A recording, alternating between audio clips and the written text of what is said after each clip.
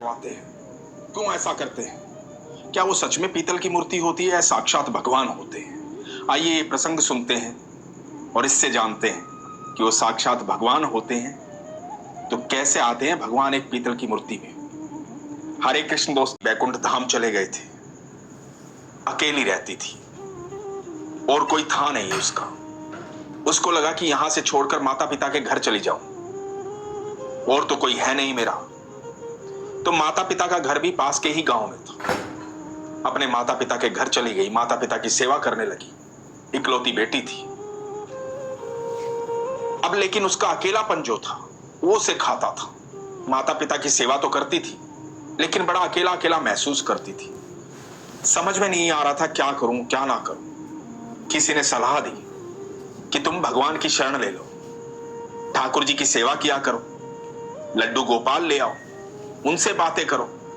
मन की बातें उनसे करोगी, उनकी सेवा करोगी, दिन ऐसे ही कट जाएंगे और भगवान की सेवा हो जाएगी, नाम जाप हो जाएगा, अच्छे कर्म हो जाएंगे, बैकुंठ धाम चली जाओगी। तो भगवान की सेवा करो। मन में ये भाव जागृत हो गया कि ठीक है, माता पिता की सेवा के साथ साथ लड्डू गोपाल की सेवा करूंगी। लड्डू गोपाल ले आई। अब लड्डू गोपाल की सेवा करने लगी। माता पिता की सेवा करती थी, लड्डू गोपाल की सेवा करती थी। अब दिन का पता ही नहीं लगता था, भगवान की सेवा में पूरा दिन कहां चला जाता था। धीरे धीरे समय बीतने लगा और उसके माता पिता बैकुंठ धाम चले गए। अब घर में रह गई वो अकेली और उसके लड्डू गोपाल। अब सारा दिन लड्डू गोपाल से बातें करती थी, उनसे प्रेम करती थी। पोशाक धारण करवाना, श्रृंगार करना, स्नान करवाना, शयन करवाना, उनके साथ बैठ करके बातें करना, यही दिनचर्या थी। जब मोहल्ले में बैठती थी बाकी महिलाओं के साथ तो उनसे भी यही बातें करती थी। मेरे ठाकुर जी ऐसे, मेरे ठाकुर जी ऐसे, मेरे कन्हैया ऐसे, मेरे कन्हैया ऐसे। अरे बड़े नखरे दिखाते हैं। कई बार तो पोशाक नहीं पहनते हैं, अपनी बांसुरी फेंक देते हैं, दूध पीने से मना कर देते हैं। अरे कभी यहां से उठ करके वहां जाकर के बैठ जाते हैं। मेरी तो समझ में ही नहीं आता। कई बार तो मुंह फुला लेते हैं, भोग ही नहीं लगाते, बड़ी जिद करते हैं। कई बार कहते हैं कि ये नहीं खाना, कई बार कहते हैं वो नहीं खाना, लेकिन बड़ा प्रेम करते हैं मुझसे। इतना प्रेम करते हैं कि जब भी मैं बातें करती हूं बड़े ध्यान से सुनते हैं, मेरे सारे कष्ट जानते हैं, बेहद प्रेम करते हैं। मुझे बता देते हैं कि मैया आज मेरा ये खाने का मन है, मैया आज मैं यहां बैठकर तेरी बातें सुनूंगा। मुझसे बातें भी करते हैं, नाराज भी होते हैं। सब महिलाओं को सारा दिन अपने लड्डू गोपाल की बातें बताती थी। बाकी महिलाएं इस महिला के जाने के बाद ये कहती थी ये पागल हो गई है, इसको लगता है इसके घर ठाकुर जी रहते हैं, इसको लगता है कृष्ण कन्हैया सारी दुनिया छोड़कर इसके घर में आकर के बैठ गए, एकदम पागल हो गई है। इसके मुंह पर कोई कुछ नहीं कहता, पीछे से लोग बुराई करते, लेकिन महिला थी, साथ में बैठती थी, बातें करती थी, इसलिए कोई ज्यादा बुरा भी नहीं मानता था। सोचता था कोई बात नहीं, थोड़ी देर बोल लेगी, उसके बाद हमारी भी सुनेगी। ऐसे ही समय व्यतीत हो रहा था। एक दिन मोहल्ले की सब महिलाओं ने कहा कि सुनो, हम सब प्रयागराज जा रहे हैं कुंभ में स्नान करने, तुम चलोगी? तो इसने कहा कि मैं चलना तो चाहती हूं लेकिन मेरे लड्डू गोपाल का क्या होगा, मेरे ठाकुर का क्या होगा? मैं उससे बात करती हूं, उसको समझाती हूं, फिर मैं तुम्हारे साथ चलूं। तो सब महिलाओं ने कहा कि ठीक है, तुम बता देना, हम कल सुबह निकलेंगे।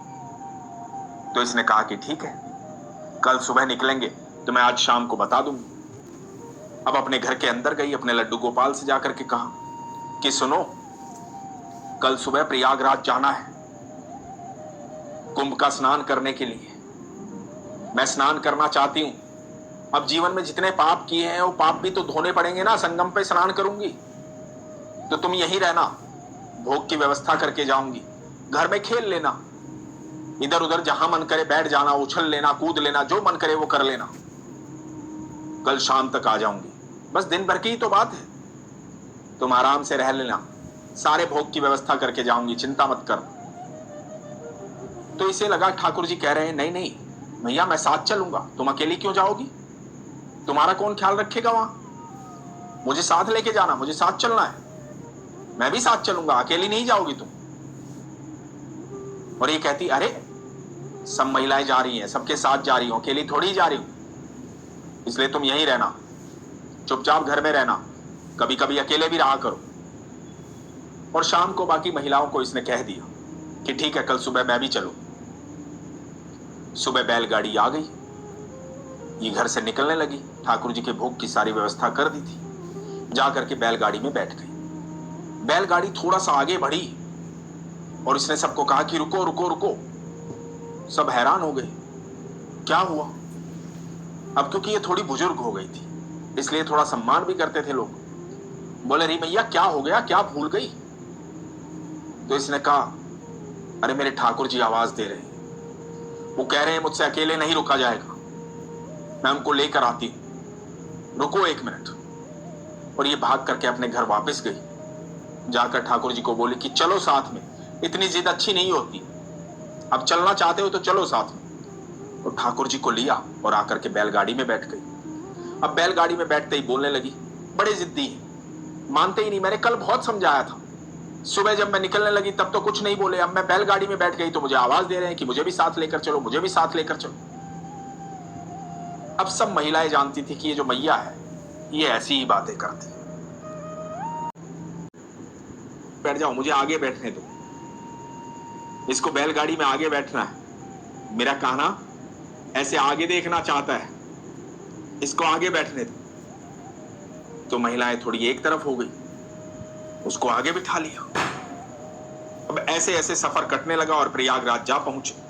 प्रयागराज में जाकर के एक कैंप में रुके, एक टेंट लगाया, उसमें रुके। अब सब टेंट से निकल करके नहाने के लिए जा रहे थे। जब नहाने जाने लगे तो इसने ठाकुर जी को कहा कि सुनो, पानी बहुत ठंडा है, तुम यहीं रुक जाओ, मैं स्नान करके आती हूं। तो इसे लगा ठाकुर जी कह रहे हैं नहीं, मैं भी साथ चलूंगा, मैं यहां क्यों रुक जाऊं, यहां तक आया हूं तो मैं भी साथ चलूंगा। तो इसने कहा कि ठीक है, चलो साथ। अब वहां जाकर के गंगा के किनारे बिठा दिया, खुद स्नान किया। जब स्नान करके बाहर निकली तो आवाज सुनाई दी, ठाकुर जी कह रहे हैं मुझे भी तो डुबकी लगवाओ, मुझे भी तो स्नान करना है, सबने स्नान कर लिया, मैं यहां क्यों बैठा रह गया। तो इस मैया ने कहा, अरे कान्हा, पानी बहुत ठंडा है, तुम्हें सर्दी लग जाएगी, तुम क्या करोगे स्नान करके, बस यहां बैठे रहो। तो ठाकुर जी ने कहा कि नहीं नहीं, मुझे भी स्नान करना है। तो इस मैया ने कहा कि ठीक है, आओ। और ठाकुर जी को भी गंगा मैया में डुबकी लगवा दी। जब डुबकी लगवा दी तो इसको लगा कि ठाकुर जी ठिठुर रहे हैं, सर्दी लग रही है। तो कहने लगी, मैंने कहा था ना सर्दी बहुत है, ठंडा पानी है, अब हो रही है ना ठिठुरन। और कंबल में दुबका लिया अपने ठाकुर जी को और बोली कि अब यहीं बैठे रहो, रुको, गरम गरम दूध लेकर आती हूं। और गरम गरम दूध लेकर आई और ठाकुर जी को वहीं पर गंगा किनारे भोग लगाया। कहा कि गरम गरम दूध पी लो, ठीक हो जाओ। कंबल में लिपटे हुए छोटे से लड्डू गोपाल दूध का भोग लगा रहे हैं। सब मैया को देख रहे हैं कि मैया सच में पागल हो गई, इसकी सारी दुनिया इस लड्डू गोपाल में। ये पीतल की मूर्ति पता नहीं क्या बात करती है इनसे, समझ में नहीं आता। और मैया को कोई समझाए कैसे कि ये सिर्फ मूर्ति है, सारा दिन इन्हीं से बात करती है, क्यों इनसे बात करती है, ये सच नहीं है, इनके मारे दुखी रहती है, परेशान रहती है। मेरे लड्डू गोपाल भोग लगाएंगे, मेरे लड्डू गोपाल को सर्दी लग रही है, मेरे लड्डू गोपाल स्नान करेंगे, मेरे लड्डू गोपाल ऐसे करेंगे, मेरे लड्डू गोपाल वैसे करेंगे। किसी के अंदर इतनी हिम्मत नहीं थी कि इन मैया को समझाए और कहे कि ये मूर्ति है, ये भगवान नहीं है। तुम सोच रही हो सारी दुनिया अनंत ब्रह्मांड को छोड़ करके वो तुम्हारे साथ बैठे, लेकिन कोई ये बात कह नहीं सकता था। मैया ने लड्डू गोपाल को लिया, वापस अपने टेंट में गए। अब सब जाने की तैयारी कर रहे थे, वापस जाने की, सबने स्नान कर लिया। तो सबने कहा कि मैया चलते हैं, अब आओ। तो मैया ने कहा, अरे रुको, मेरे ठाकुर जी कह रहे हैं उनको जलेबी खानी है, बेटा कोई जलेबी ला दो, मेरे ठाकुर जी को जलेबी खानी है। सबने कहा, अरे मैया, रात होने से पहले पहुंचना है, चलने का समय हो गया है, चलो वहां अपने घर पे खिला लेना, अब चलो यहां से। मैया ने कहा, नहीं बेटा, बिना जलेबी खाए मेरे लड्डू गोपाल नहीं जाएंगे। जलेबी खानी है इनको। तो उन महिलाओं के साथ एक पुरुष आया था। उसने कहा इस मैया को खुद ही खानी होगी जलेबी, इसलिए भगवान का बहाना कर रही, लेके आता हूं नहीं तो नहीं मानेगी। वो जाकर के जलेबी लेकर आया और कहा लो मैया जलेबी, खिला लो अपने लड्डू गोपाल को। मैया ने लड्डू गोपाल के सामने जलेबी रखी, अपनी साड़ी के पल्लू से पर्दा किया और कहा कि ठाकुर जी भोग लगा लो। थोड़ी देर बाद साड़ी की पल्लू का पर्दा हटाया, जलेबी ज्यों की त्यों रखी थी। वो आदमी बोला हो गया, लग गया भोग, अब खा लो ये जलेबी, तुम्हें खानी थी ना। अरे पीतल की मूर्ति है, तू कहां जलेबी खाएगी, मैया कैसी बात करती हो तुम। वो थोड़ा चिड़चिड़ा हो गया। मैया ने कहा नहीं बेटा ऐसी बात नहीं है, पता है जलेबी क्यों नहीं खाई? ये असली घी की जलेबी नहीं है, ये नकली घी की जलेबी है जो तुम लाए हो।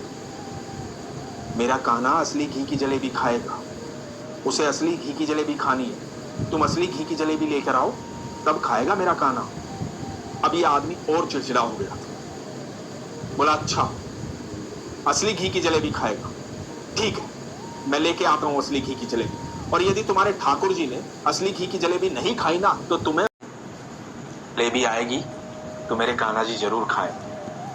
और ये आदमी चिड़चिड़ा होकर के गया, असली घी की जलेबी लेकर आया और ला करके मैया को दी और कहा लो लगाओ भोग।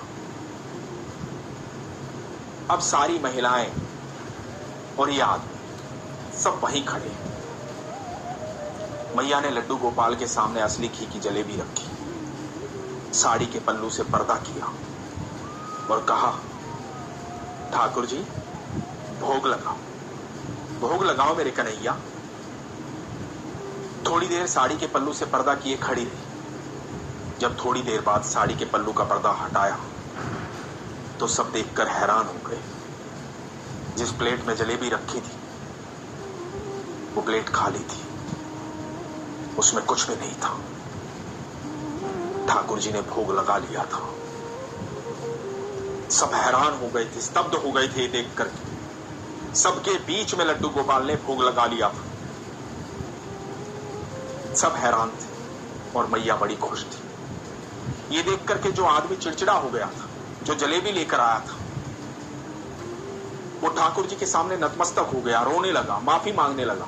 बोला प्रभु मुझे क्षमा कर दो, मुझसे गलती हो, मुझे क्षमा कर दो, मुझसे क्या गलती हो गई है, मैंने क्या ना कह दिया।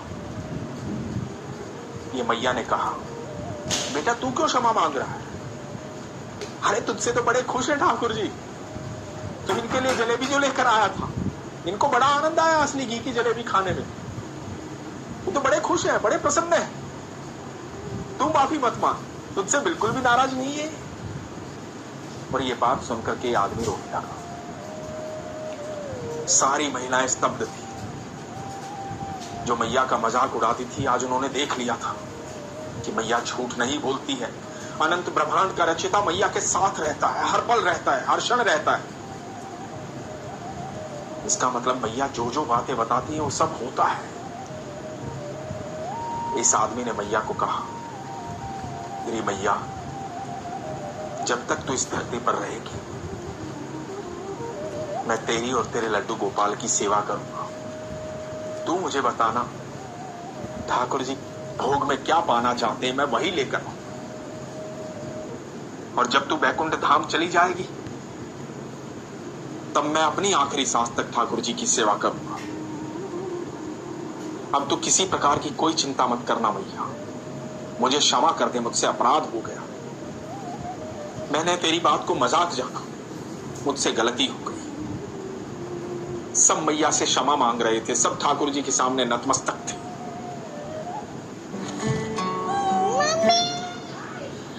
भी पराकाष्ठा पर होती है। जरूर एक दुकानदार के पास जब लड्डू गोपाल होते हैं तो पीतल की मूर्ति होती है,